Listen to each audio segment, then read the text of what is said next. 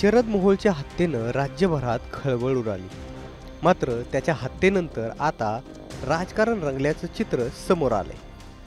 शरद मोहोळच्या हत्येनंतर भाजपमध्येच दुही पडली आहे का असा प्रश्न देखील उपस्थित होतोय. नेमकं काय घडलंय हेच आपण या व्हिडिओत बघूया. शरद मोहोळची हत्या झाली आणि भाजप आमदार नितेश राणे थेट त्याच्या घरी पोहोचले. घरी पोहोचून त्याच्या कुटुंबियांचं सांत्वन देखील केलं. मात्र दुसरीकडं केंद्रीय मंत्री नारायण राणेंनी यावरून टीका केली. नारायण राणेंनी म्हटलंय, तो कोणी विद्वान होता का? तो काय देशाचा मोठा नेता होता का? सकाळ संध्याकाळ त्याच्याच बातम्या दाखवतात. एकीकडे नितेश राणे त्यांच्या घरी जाऊन भेट घेतात, तर दुसरीकडे नारायण राणे मात्र त्याच्यावर टीका करतात. बरं, प्रकरण इथेच थांबत नाही, तर भाजपच्या नेत्या चित्रा वाघ देखील त्याच्या घरी जाऊन भेट देतात. तर दुसरीकडे शरद मोहोळचे बॅनर्स पुण्यामध्ये लागले जातात. या बॅनर्सवरून जेव्हा प्रश्न उपस्थित होतात त्यावेळेस अजित पवार नेमकं काय म्हणतात ते बघा.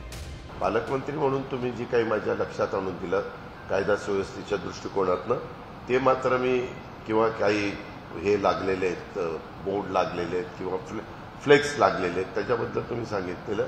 मी आता गाडीत बसलो की लगेचच सीपीला फोन करून दोन सीपी आणि एक SP या तिघांना पण त्या बाबतीमध्ये सांगेन. आणि मी नेहमीच सांगत असतो, कुणी राज्यकर्ते असले तरी कुठल्याही राज्यकर्त्यांना आपल्या आपल्या राज्यामध्ये कायदा सुव्यवस्था चांगली ठेवावीच लागते. ती चांगली राहण्याच्या करताच प्रत्येकजण प्रयत्न करत असतो. नितेश राणेंनी शरद मोहोळच्या घरी भेट दिल्यानंतर काय म्हटलं होतं ते सुद्धा बघा. याबद्दल जसं मी तुम्हाला सांगितलं, जी काय माहिती होती त्यांनी संबंधित डिपार्टमेंटपर्यंत पोहोचवण्याचं काम करतातच आहेत आणि ते काय करतीलच. माझं फक्त हेतू आजचा परत सांगतो एवढंच आहे, फक्त हिंदुत्वाची काम, हिंदू समाजासाठी काम जे ह्या कुटुंबियांनी निर्विवाद पद्धतीने केलेलं आहे. आज रात्री बेरात्री कुठेही काही हिंदू समाजावर संकट आला तर हे कुटुंब तेव्हा उभं राहिलेलं आहे. ताई स्वतः उभं राहिलेले आहेत, त्यांचे पती स्वतः उभे राहिलेले आहेत, शरदजी स्वतः उभे राहिलेले आहेत. म्हणून या सगळ्या गोष्टीला आम्ही त्यांच्याबरोबर आहोत.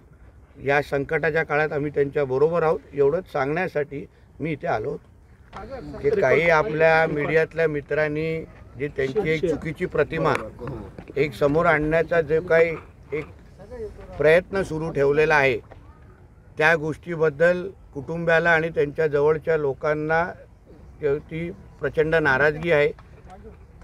ते गुन्हेगारी क्षेत्रामध्ये का आले, कसे आले ह्याची कोणालाच आपल्याला माहिती नाही आहे. आणि उगाच माहिती नसताना पण आपण त्यांची एक चुकीची प्रतिमा तयार करणं हेही आमच्या मीडियातल्या काही मित्रांनी थांबवावं अशी अपेक्षा मी यांच्याकडून आपल्याकडून व्यक्त करतो.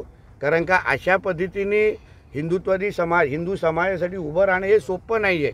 आणि एवढं मोठं काम, आभाळा एवढं काम हिंदुत्वासाठी उभं केल्यानंतर अगर अशा पद्धतीने काही आमचे मीडियाचे मित्र चुकीच्या पद्धतीने माहिती बाहेर देत असतील तर निश्चित पद्धतीने ह्याबद्दल त्यांनी विचार करावा एवढीच विनंती ह्या निमित्ताने मी करेन. आता या सगळ्या प्रतिक्रिया ऐकल्यानंतर सर्वसामान्य लोकांना मात्र प्रश्न पडू लागले. शरद मोहोळ गुंड होता? शरद मोहोळ हिंदुत्ववादी होता की राजकारणी होता? हे प्रश्न सर्वसामान्य नागरिकांना आता पडू लागले. आपल्याला याबाबत काय वाटतं हे आम्हाला कमेंट बॉक्समध्ये नक्की सांगा. मुंबई तकला सबस्क्राईब करायला विसरू नका. ब्युरो रिपोर्ट, मुंबई तक.